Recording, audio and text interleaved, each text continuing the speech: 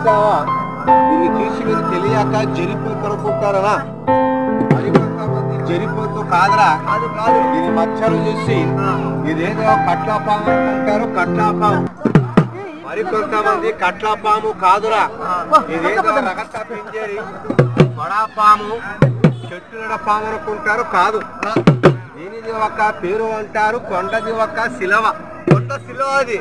ఇది గానీ జరిగిందా? అదొక డోలు. ఆ డోలు అంతా లావైతుంది.